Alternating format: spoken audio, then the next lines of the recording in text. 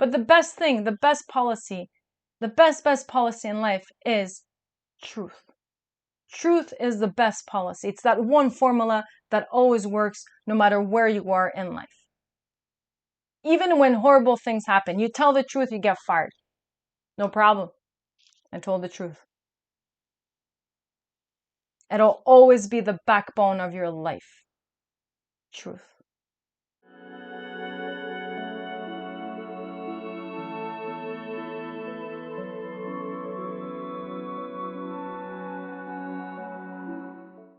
Hello everybody, welcome back to my channel. In this channel, we're talking about how to evolve to our fullest potential. I give tools, recommendations, and I'm starting with the gene keys, all 64 of them, hopefully, so that I can explain to people and give their measuring tools on how to get there. So if we know the 64 levels of consciousness that we want to hit exist, now we have something to aim at. Evolution shouldn't just be blindly, although we can, but if we have tools from people that have more knowledge than us, it's going to help everyone evolve at a faster rate. So I take care of relationships, I take care of family situations, I take care of career situations, health, diet. I do take care of a lot of topics when I'm coaching.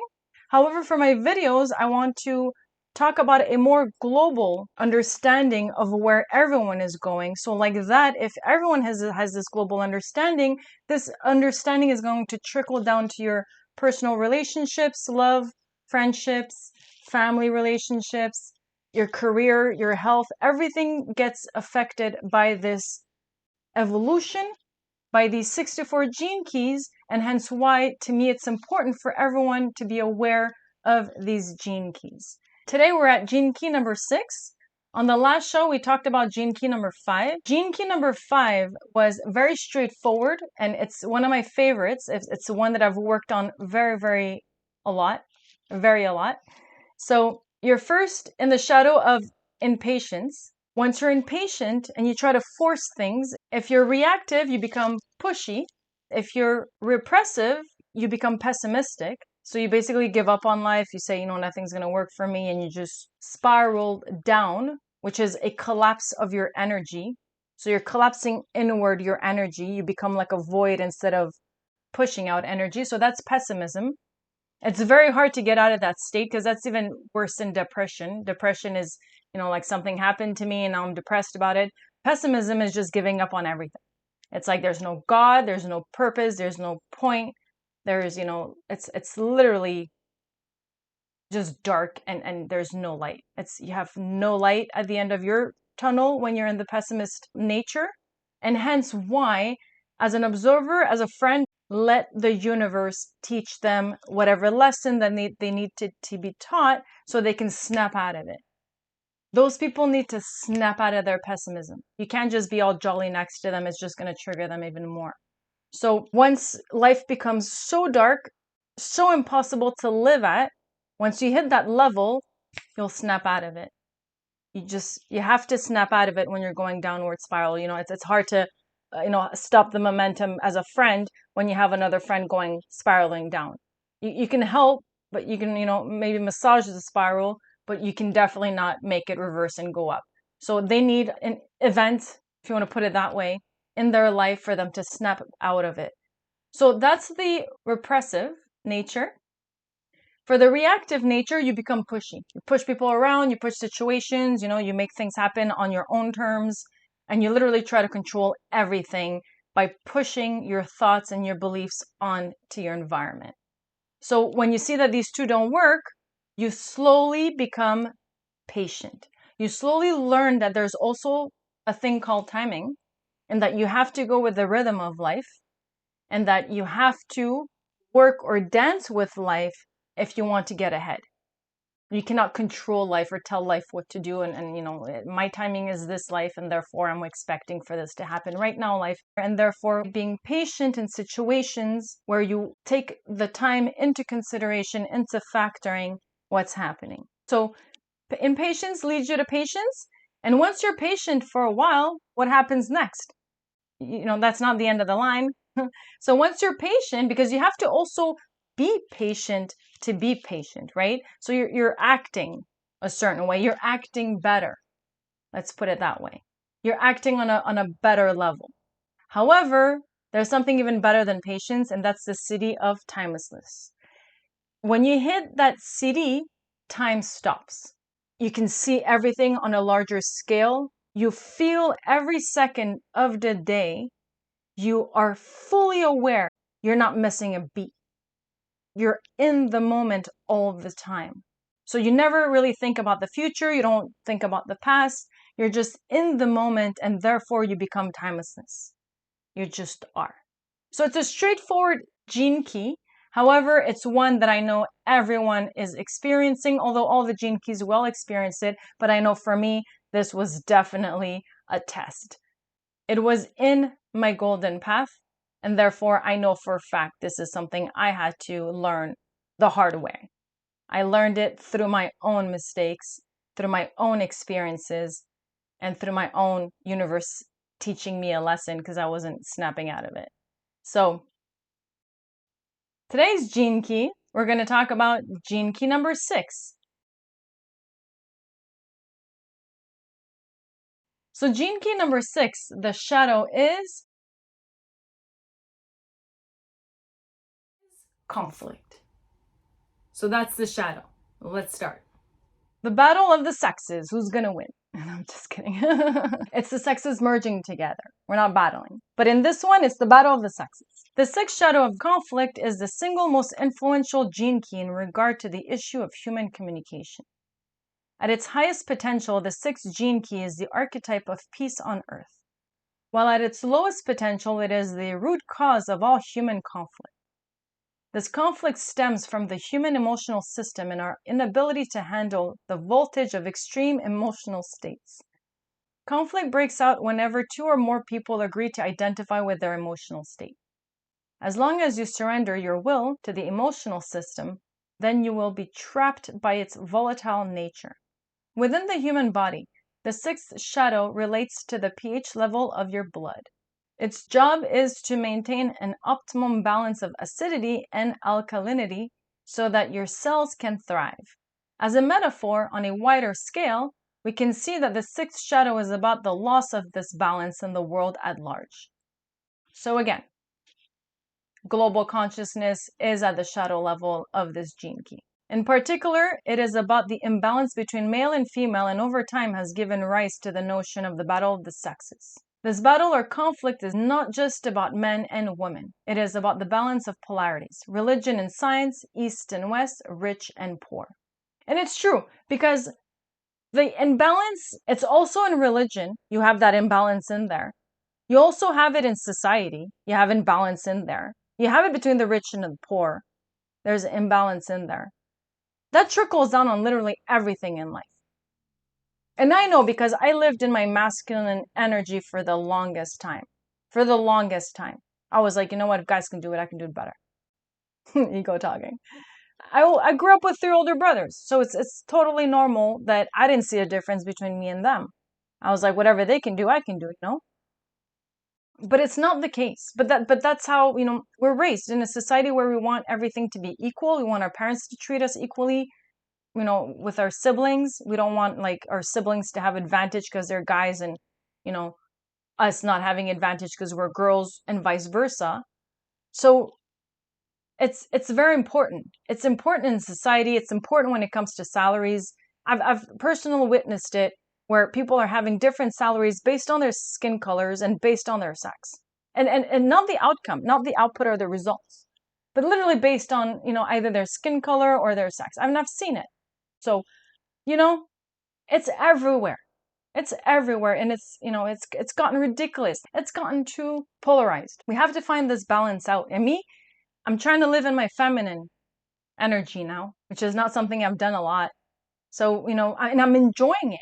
I'm like, wow, this is great. I get to just sit back and relax and let things happen instead of me going out there and making it happen. So that's why it's important for me now to just sit back, relax, and use my 20 plus years of experience to my advantage and teach now and life coach. Versus before I was go, go, go. I have to buy a house. I have to buy a car. I gotta, at the time I didn't have the citizenship. I needed the citizenship. So therefore more sponsorships. I was big time on the go. Now I'm enjoying life because I've learned to step back and sit in my feminine energy. So again, it's very important. We're not here to teach them a lesson on who's stronger and who's smarter. That's not why we are here.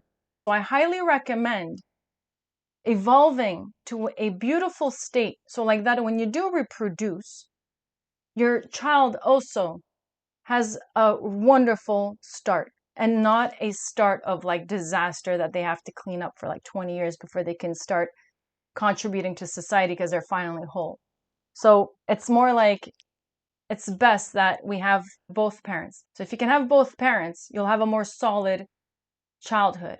But if you don't have, both parents, if you don't have a dad, well, guess what? Now I got to be a man.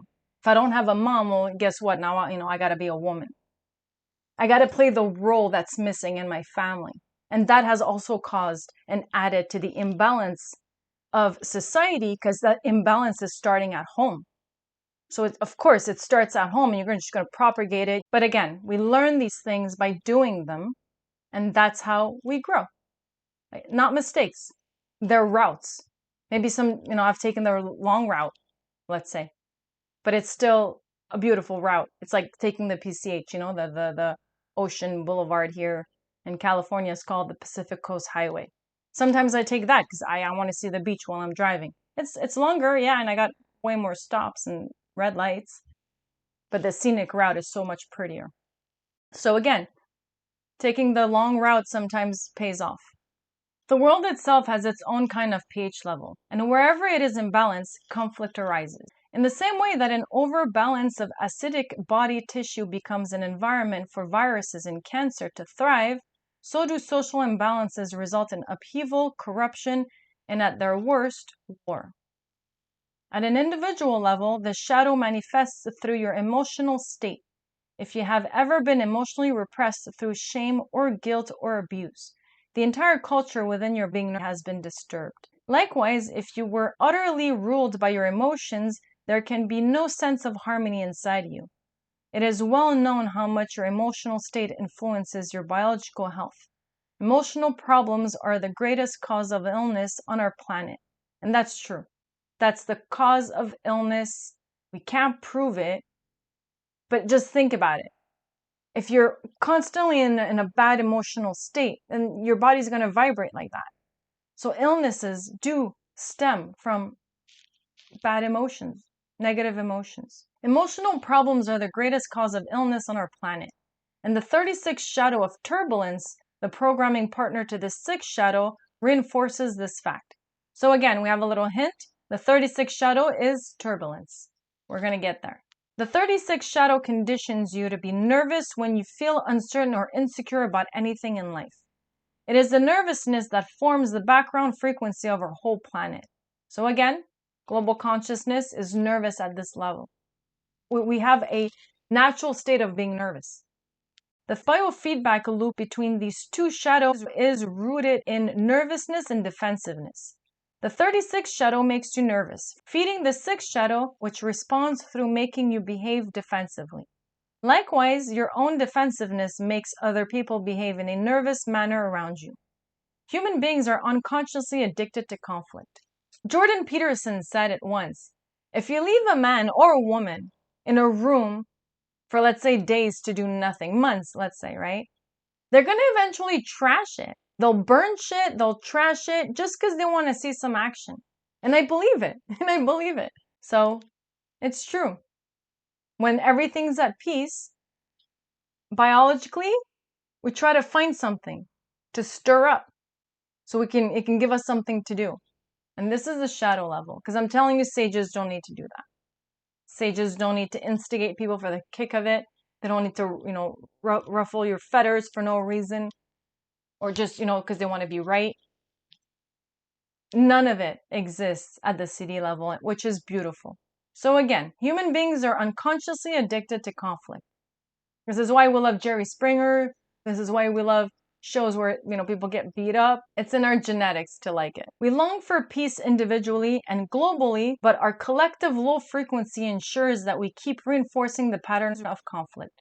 So we want to raise our vibration, but because we're unconscious, we don't know that we should raise our vibration. We think this is the way the world is. Like, haha, look at them.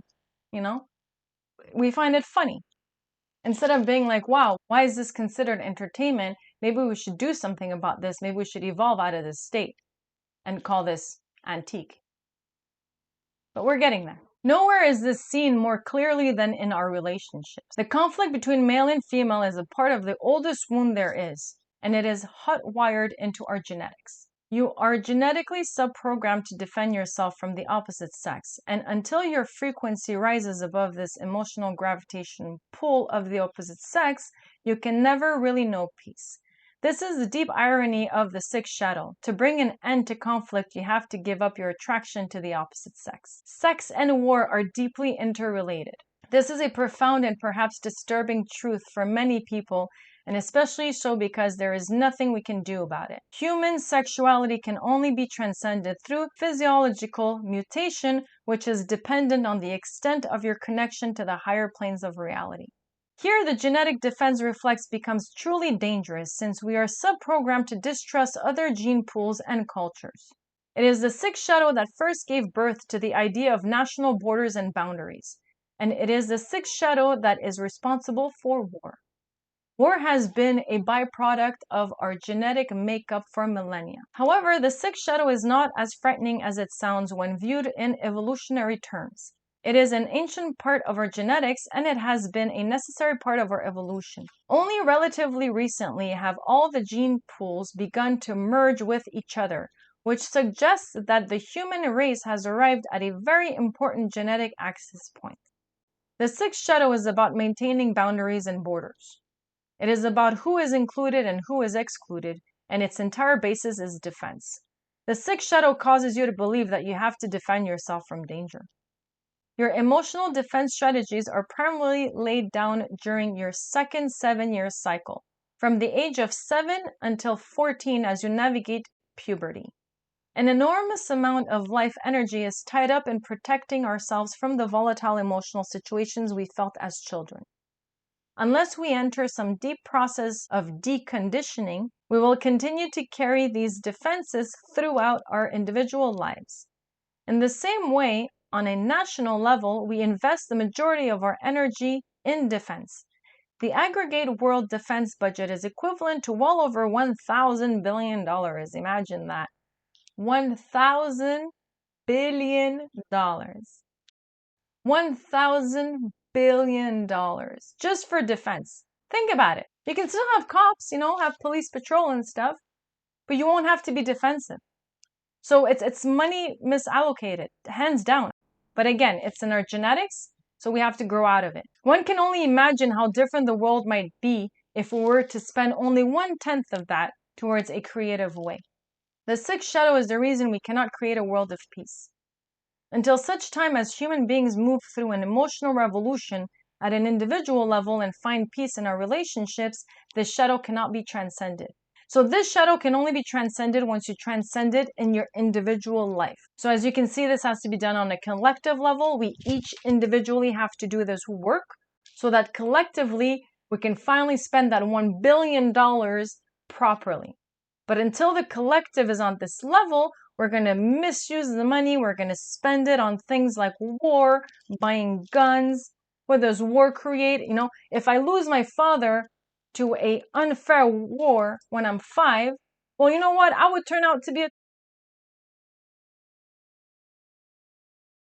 It's normal. So this is just propagating horrific things. War has never solved anything. It has never provided anything to anybody.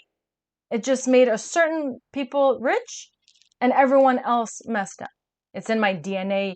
I've been created in the middle of the war. I was born in the middle of the war. I had to escape, find a new country to hide and finally, start all over again. And then I moved again and then I moved again. So war is in my DNA. And I can tell you, other than traumatism, it doesn't bring anything. It doesn't even give you the land because then you lose it. You lose it to somebody else after. So it's like, oh, all these people died. I don't know. Maybe I'm biased, but there's better ways of doing things, and we're evolving. The age of Aquarius, we're evolving. We're evolving. So, people are going to step up. They're going to say, I don't like what I'm seeing. Now I'm going to step up at my work. I'm going to step up at this store. I'm going to step up at this restaurant. I'm going to step it up because I don't like what I'm seeing, and therefore I will start by being the change. And if I can show people that you can change, therefore it'll be contagious and everyone else can see that it can be done. And that's the best way to help people evolve, is by showing them the route, the path to evolve. And then we can properly evolve and spend that $1 billion on the 60,000 homeless people here on Skid Row struggling every day just to make it one more day alive. There's a block here of 60 blocks. 60. I know. In Canada, you would have been like, what? 60? No, not 6. 60 blocks of homeless people here. It's called Skid Row. It's huge. And it's really bad. They have like one mission and like one cop there. And I'm not complaining because I know the missions are doing great and the cops are wonderful because I do see them talk to the people. But it's the system. It's that $1 billion that we spent. Where do we spend it? We can't allocate it where we actually need to allocate it. So again, I've studied business. I'm a pro expert business person. And if we can allocate this money in proper departments under proper guidance, you'll have a utopia of a world. And we're going to get there. However, as we shall see, it is also written into our human history that revolutions do occur. And in fact, one of the biggest is beginning right now. No violence. Never do revolution with violence, because now you're just asking for violence back. Revolution can be silent, and if you fix yourself on an individual level, there's absolutely nothing to do. You just being will become a revolution in itself. Repressive nature. So what's the repressive nature of this gene key? What's the repressive nature of being in conflict? It's over-attentive. So when you're repressing it, you become over-attentive.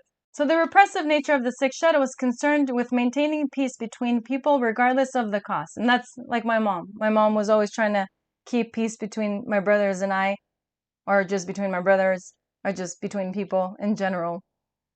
And God bless her soul.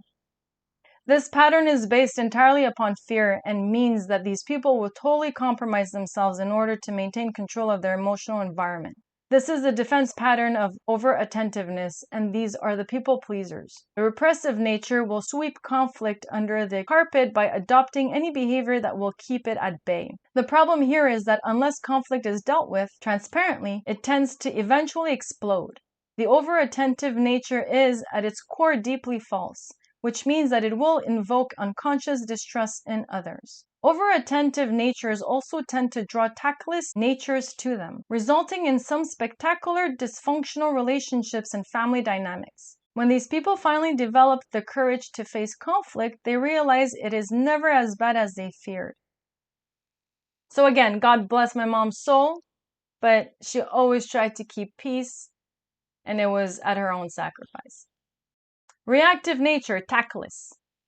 The other side of this sixth shadow is unable to contain its emotions at all.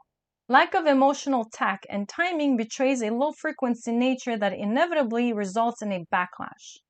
These people are always finding themselves in difficult environmental situations, which they make worse by giving vent to their anger, as well as projecting it onto others.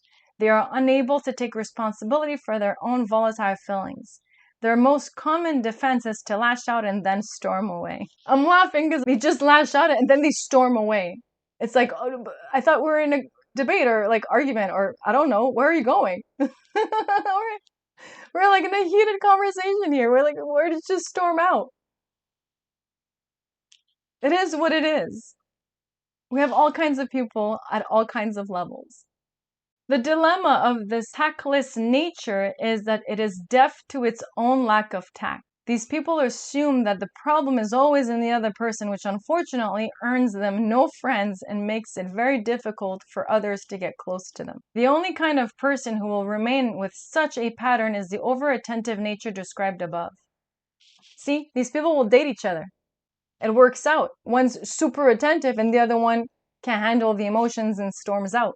So you see how they attract each other. The secret to breaking this pattern is for reactive natures to take full responsibility for their emotions instead of remaining stuck in a teenager mentality. I didn't say it. The book said it. Teenager mentality. So if you're one of those people that fight and storm out, gene key numero 6 is for you, my friend. So the sixth gift. So what happens when you're in the middle of conflict and you're over attentive, you're a people pleaser because you're trying to do damage control, or you're tactless. So over attentive and tactless. So these two, you'll notice that of course they don't work for you. It's going to take time, but you'll notice that this doesn't work for you. So what's the best way of coming out of conflict? What's the only way of coming out of conflict? The gift of diplomacy. So this is wonderful. This is how diplomatic people become diplomatic. They go through this ruckus first.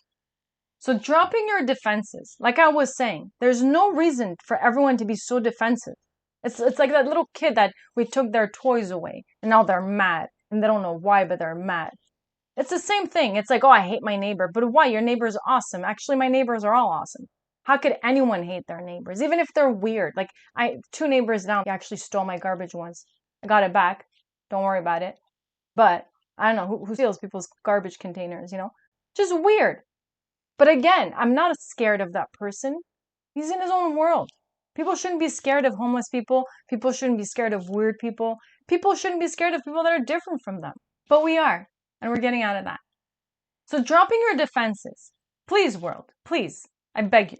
Everybody, all hierarchies, everybody should all drop our defenses. It would be a much better world. We'll all be in diplomacy. And after that, the gift of, I'll let you know, it's wonderful. Stick to the end, because this is, I think, the most beautiful gift in the world out of all the 64 cities. So stick to the end so you can see what that city is. At a heightened frequency, the sixth gift pulls rapidly away from the world of conflict and argumentation. This is the gift of diplomacy, the ability to adjust your own behavior to create a harmonious exchange with others. This gift is a byproduct of opening your heart to another person.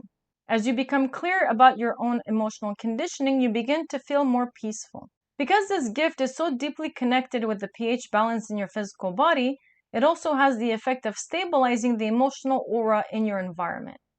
In other words, when one is able to see and own their unconscious projections, they actually rupture the collective shadow patterns wherever they go.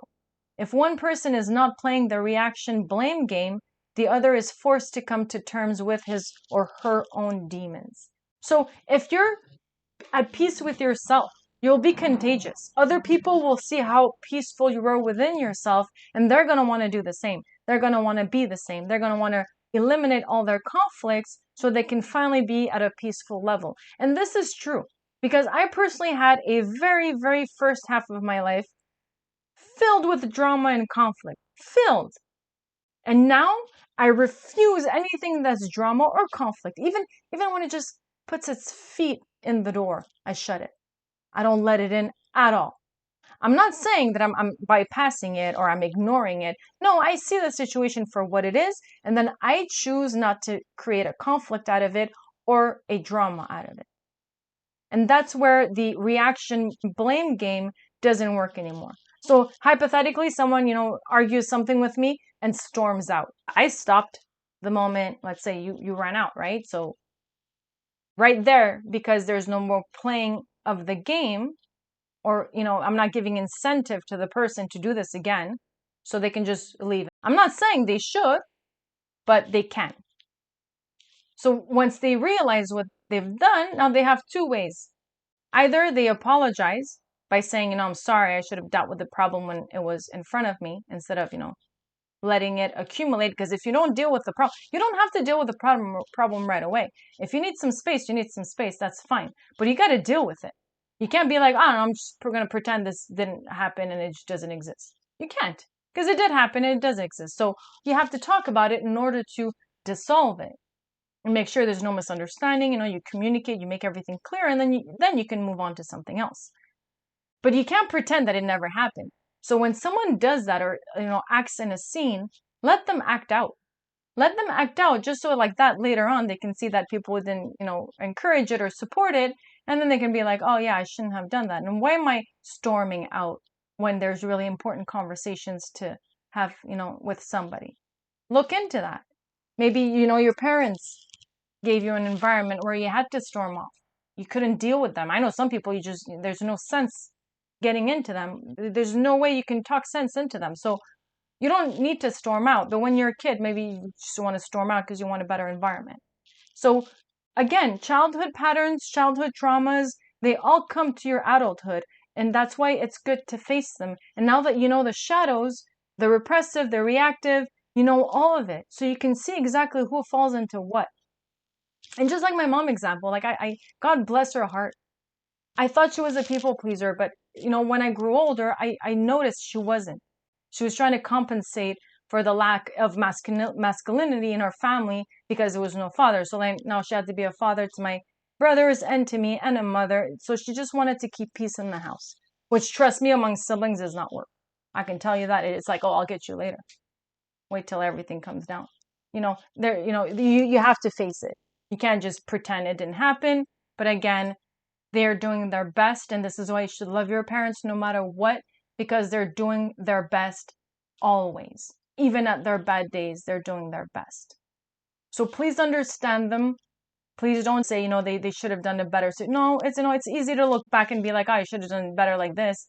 Yeah, same with you. I'm sure you can go back into a few high school moments where you're like, oh, I should have done better. Yeah, it's easy to blame someone from the future. But trust me, at the time, they were doing their best. And the quicker you understand that, the better you're going to have as a future, the better you're going to be in your mind. You're going to be at peace. You're not going to be resentful. And you're going to understand and you're going to be grateful. Imagine that. Going from hating to gratefulness. Wow. Now that is definitely something you should invest in, Imagine just being constantly grateful for everything that has happened to you. It is what it is. You can see how the balance of pH and the body can be further understood through this gift. For a relationship to be healthy, there must be a balance of yin and yang, of receiving and giving, listening and expressing. Conflict continues when this balance is lost. The sixth gift has the effect of instantly applying the required amount of give and take in order to maintain peacefulness. As an example, if one person in a relationship becomes aggressive, the diplomatic countermeasure is to absorb the aggression and then pass the energy back without adding anything to it. So if someone's being aggressive with you, the best way is to balance that out. So if you can calm yourself down as the other person gets aggressive, it'll balance it out. Versus if you're, hey, I gotta talk too, then the aggression of the other person is gonna accumulate. It's just going to go higher and higher and higher up. And then it's just going to be a battle of who's going to be the most aggressive.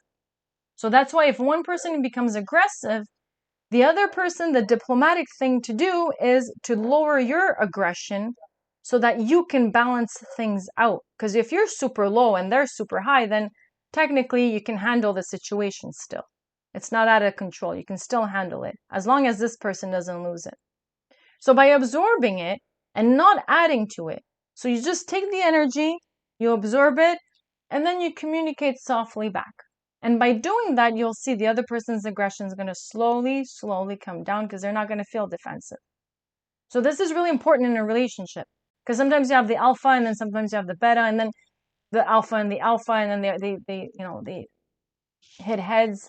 It's very important because everything is energy yet again. I know it's divine masculine, divine feminine energy. I do understand that. But at the end of the day, everything is just purely energy.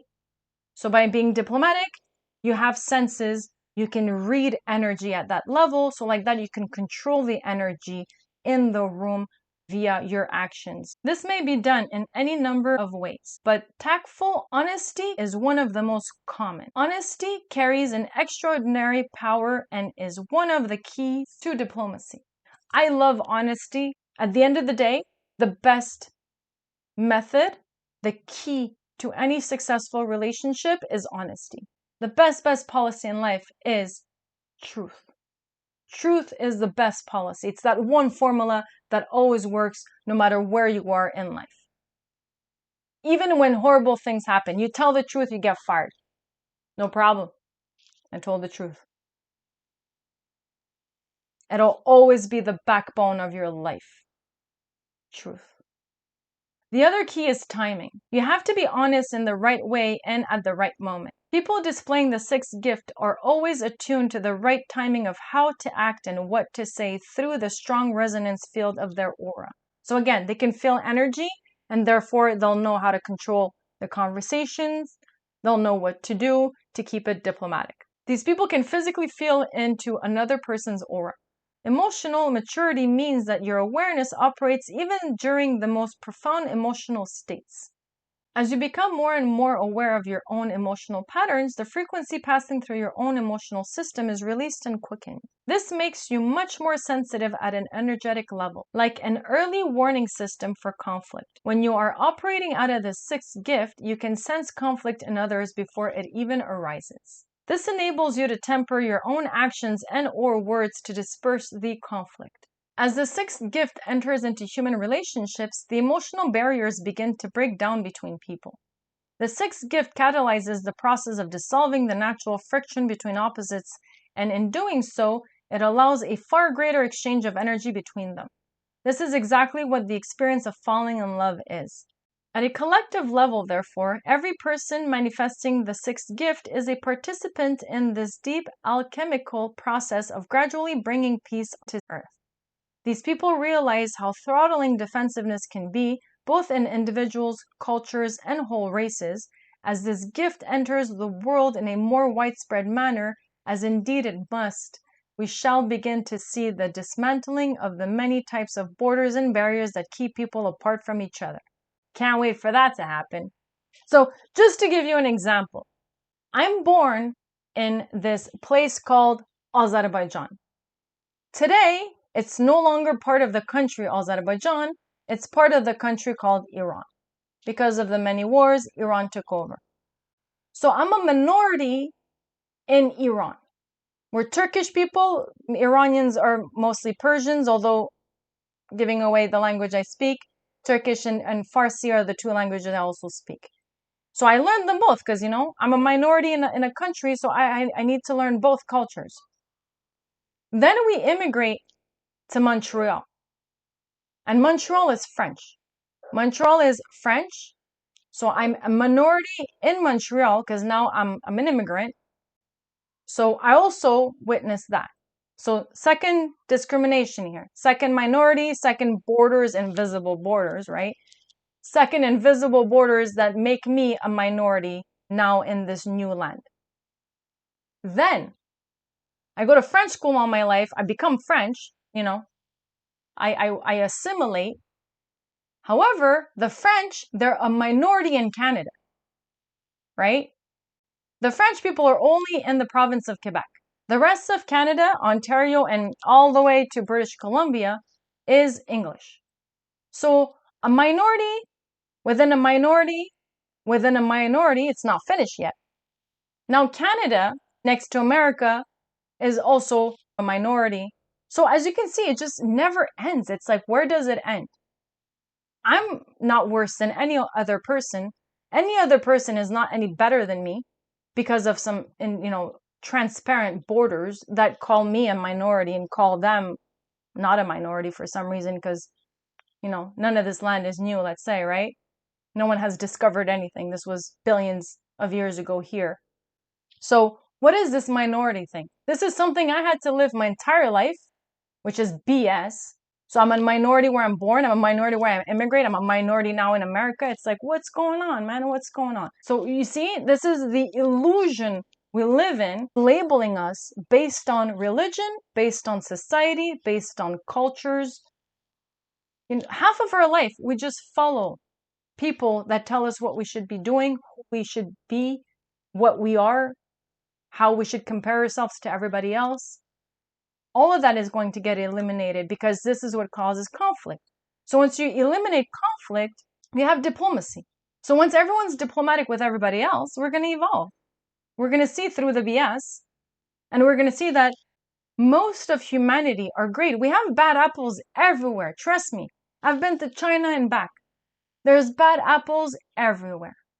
In every culture, there's bad apples.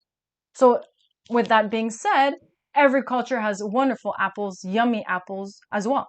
We're all human. We all have a heart and we all experience negative emotions like everybody else. So the point is to reduce these negative emotions as much as possible so like that everyone can feel bliss. That's the point and that's the purpose and that's where we're going. So with that being said, the sixth city. The sixth city is world peace.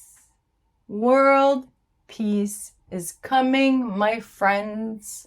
We have to go through this horrible relationship that we have right now. So like that, we can heal and then we can build a new world that has peace in it.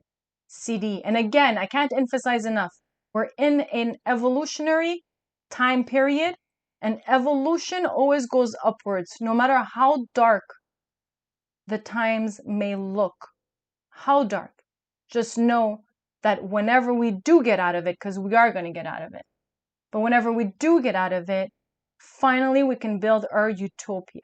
The sixth city. We're only at the sixth city, and I'm talking about world peace. How amazing is this book? Thank you, Richard Rudd. Thank you so much. Thank you so much. Building the body of glory. The ultimate defense is emptiness. This was the essence of the wisdom taught by the great sages. You gotta be empty. If you're filled with stuff, you're gonna have conflicts. If you're filled with beliefs, with labels, you're gonna have conflicts. So if you empty yourself, you empty your cup, then you have nothing to judge based on. You have like, what am I gonna judge based on? I have nothing inside of me. So I'm not here to judge. I'm not here to compare. Because again, I'm empty inside. I'm just being. Gene key number 5, the city. The light of being. Defense maintains the illusion that we are separate. The sixth city of peace is one of the truly great cities. It is the underlying nature of all the cities. The sixth city is the final result of the process that occurs in the sixth gift. The sixth gift is marked by a constant balancing of opposites. Diplomacy requires a subtle effort since it is juggling within the realms of duality. However, at a certain point, this process spontaneously gives way to the sixth city and duality itself is transcendent. You might say that while the sixth gift is the activity that maintains peacefulness, the sixth city is peace itself. So it's true, the shadow and the gift, you gotta use your awareness to be there. The shadow level, you gotta use your awareness to get out of it. The gift level, you have to use your awareness to stay in it. So as you can see, these two require effort. But once you hit the city level, you don't have an effort anymore. You're not trying to be diplomatic anymore. You're not trying to make peace or balance the energy. You're not doing anything but just being peace itself. And that's amazing. It's like, who would have thought? Who would have thought? That's why no one can just come up with this book. No, person doing a 9 to 5 and be like, oh, what, let me just write a book and come up with this. This is honestly a gift from above to Richard Rudd and in turn to the rest of us. And this is why out of everything I can be talking about in my videos, I can be talking about anything. And this is what I decided to talk about. It's just incredible. And again, we're all getting there. This is why to me it's just better for me to spend time showing you how to evolve. So once you evolve, your problems will evolve with you. It's not going to be targeted at individual levels anymore. It's going to be on a global scale of your evolution. Peace is the reality that is experienced once all boundaries have dissolved. It is the true nature of humanity. When Jesus stated that the kingdom of heaven has already arrived, but that the people simply cannot see it, he was talking about this city. Peace is an auric emanation that surrounds anyone in a citic state. In this citic state, the awareness within your body separates from your emotional nature. It rises up and floats upon the vibrations of your emotional longing. The underlying emotional energy that was previously experienced as longing is now experienced as peace. Awareness is no longer trapped within the vicissitudes of the emotional human drama. In the deepest sense, something utterly wondrous happens inside you. The final boundary, the boundary of your body dissolves. When this occurs, awareness is no longer localized in the body, but is experienced as traveling through all forms. So again, amazing city. We're going towards peace, and therefore it's beautiful because peace doesn't require boundaries. It doesn't require borders. Peace means you're everything and everywhere at the same time. You're not just enclosed in one area. You're not confined within just one border. Your essence is everywhere. You realize that all of life is alive and that even though the awareness within a form may dissolve as the form passes away, the consciousness behind this game of life and death always remains. Only your defenses disappear, and your boat becomes empty. Paradoxically, at the same time, this very emptiness is flooded by everythingness. Changes occur within your physical body before, during, and after this realization. Since your outer walls have dissolved, the process is mirrored within your body chemistry and all inner conflict comes to an end. It is as though all the cells within your body makes peace with each other and experience their own inner Garden of Eden. In this sense, the true Garden of Eden is the body itself. The sixth city is the original and future state of humanity. From it stems our myth and memories of paradise and our intuitions and highest hopes for the future. When this state dawns inside of you, your body begins to mutate. In a sense, it is trying to build a better vehicle to house this intense new frequency, but the raw materials are not fully present yet.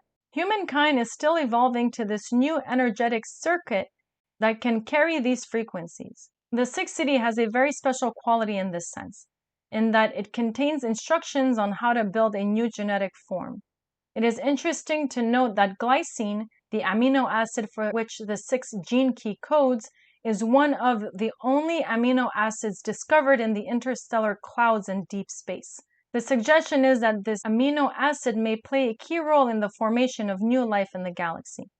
As our skin cells learn to capture light, our digestive system will gradually become defunct, since light contains the ultimate nutrients for the subtle body. As far as the pH of the body is concerned, the spiritualization of the physical form will gradually weaken the extremes of the pH scale, thereby reducing the acidity and alkalinity of the body. Eventually, as all the solutions within the body become neutralized, the hydrogen ions that form the very basis of the pH scale will evaporate and the body will disappear altogether.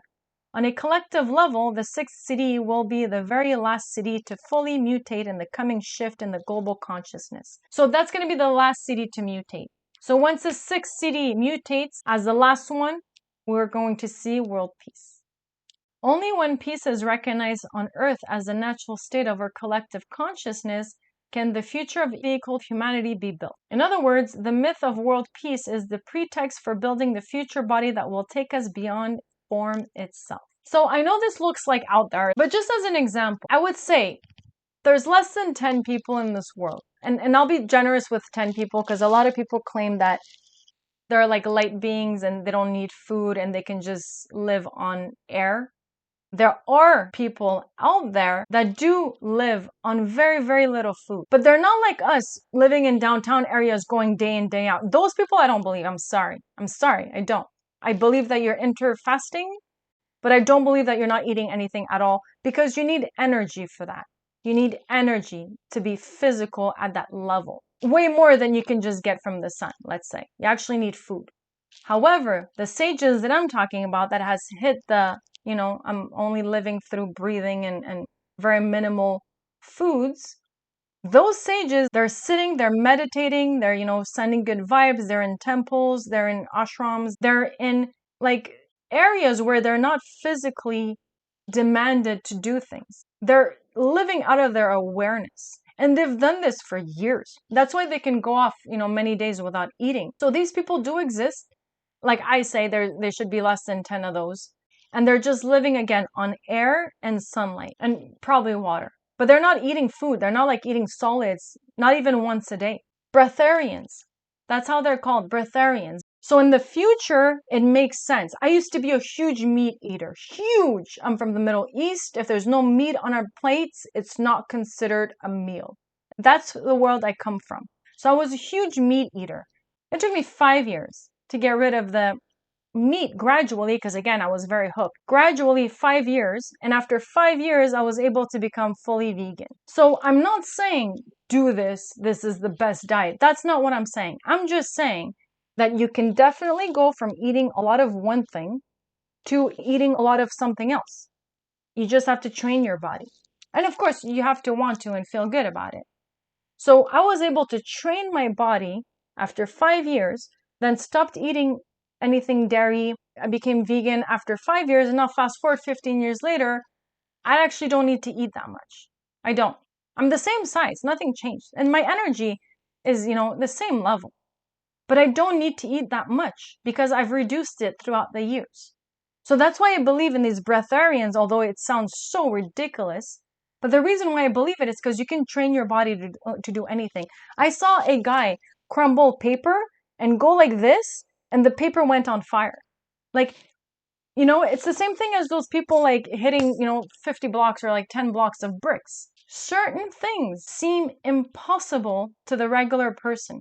But I'm telling you, if you spend 10, 20, 30 years of your life dedicating it to one thing, you're going to be a master at it.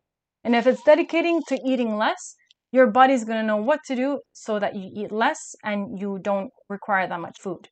If it's something else, then it's something else. Your body will adapt to what you want it to become, to what you want it to evolve to. And that's why I believe that eventually you can come back and be like, all right, let's just balance things out. And once we balance things out, we're probably going to hit the polarity of not eating so much. Now, this intermittent fasting is such a huge thing now, and I love it. But that's what it is. Now we're going on the other side of polarity. And then once we hit that side and we go too far on that side, we're going to come back in the middle. So that middle is not going to be the same middle as it was in the 80s. I used to eat McDonald's every week. That was like my every week, go-to thing. That was my average. Not today, and definitely not in the future, because we're gradually getting out of that. It's evolution. You can morph yourself to whatever you want it to be. If you want to be 500 pounds and just eat meat, you can morph yourself to that. If you want to be super light and just live on breathing, you can morph yourself. Not overnight, but morph yourself. Give yourself 10 years, 20 years, 30 years, you have finally made it. Anything you put in practice, you will get done. No matter how ridiculous it can look. Some people want to look like Barbie, and they went and did 100 plastic surgery so they can look like Barbie. You can do it. That's the beautiful thing of this world. You can do anything you like. However, our morals and values are messed up. Most of us don't even have them. And therefore, we're just doing anything, anytime, anywhere, with anyone. So I highly recommend to experience things, but have morals and values. Say that I'll experience anything that falls within, my morals and values. And then you'll have a compass, and then you can do whatever you want, and your compass will always be right. So, we need the compass because everything is doable. We just need, to focus on the things that we should be doing versus the things that we should be doing less because it's not contributing to society. It's just like a free-for-all right now. It's like a test. We're all doing anything we want, even though destruction is part of it. In other words, the myth of world peace is the pretext for building the future body that will take us beyond form itself. If you like this content, please click on the like button. Please subscribe so I can see that you like it and that you want to see more, or just comment. I want to interact. This is a new page. I want to interact with people. I want to see how you guys feel, how you girls feel. So thanks for your support. Next week is my birthday. So I'll be making a video. Don't worry. I'm not going to skip one. I'll try not to because these videos are important. But my birthday is on the 6th. And this is gene key number 6. So I don't know. Is it a coincidence? Is it synchronicity? Is it because I'm working too hard? I don't know. It's not work for me. This is fun. So again, let's all evolve together and individually and make this world the world where we're meant to live, because it's a beautiful world. If you take all the negative out, it's such a beautiful world. But again, it's a beautiful world, and if we can all be left to decide how we want to live our lives, we'll have ultimate freedom, we'll have ultimate bliss. So let's just all evolve into a higher realm. So again, thank you very much. God bless every single one of you, and see you on the next show.